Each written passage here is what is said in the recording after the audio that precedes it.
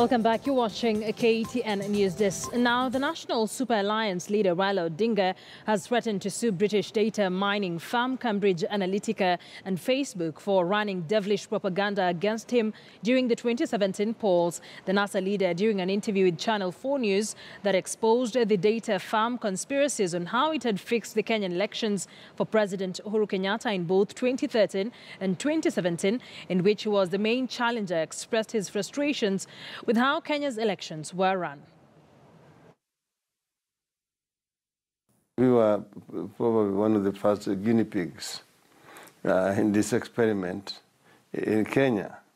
In 2013, we were new to this kind of thing, and we really didn't know how to deal with it. But then we saw them again come back in 2016. And this time, I think they had perfected the art of manipulating data, because all of a sudden we saw on the screen, television screens, some very strange adverts, which people didn't even know their source, where they were coming from. And then on the Facebook page, if you ever opened the Kenyan Facebook page, you were immediately introduced to those negative campaigns. Who is Raila Odinga, or the real Raila Odinga.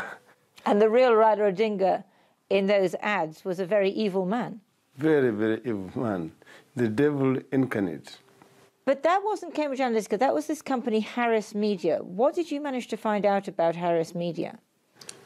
We really don't know the difference between Harris Media and Cambridge Analytica, because we think they're working for the same client, that there's some kind of relationship between them. We've not established exactly the difference. But the net result is that this was a very negative campaign.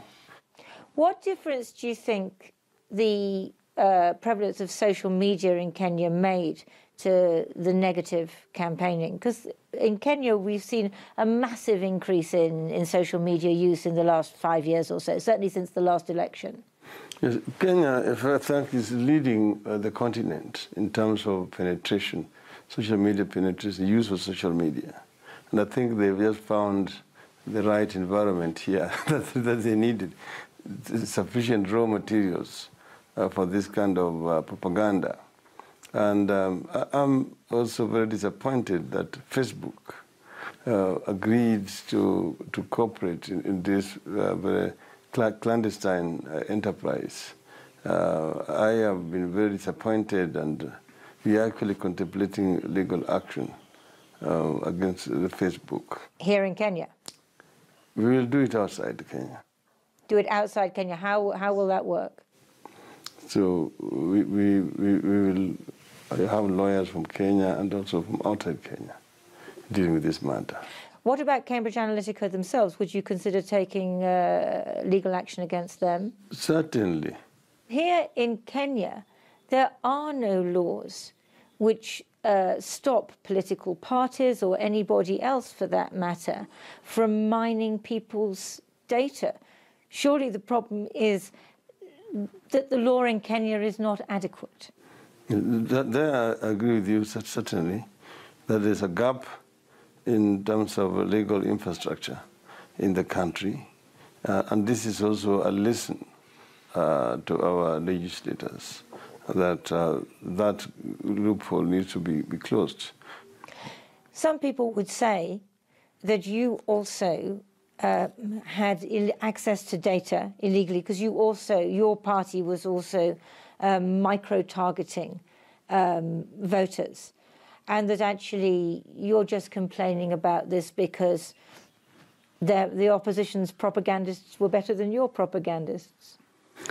This is not true. You really understand that we did campaign under very difficult circumstances here. First, you need to know that our own consultants, the Aristotle group of companies, the officials here, 2 of them, were arrested and deported from this country without any reason being given at all.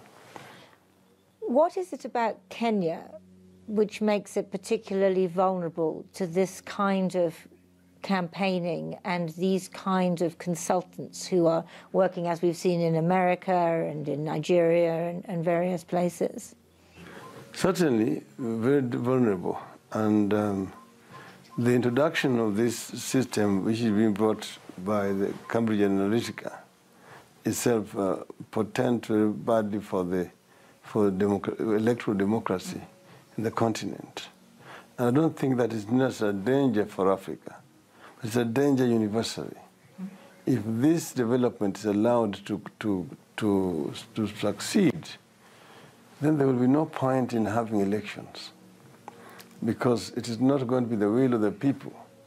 The people are going to be turned like robots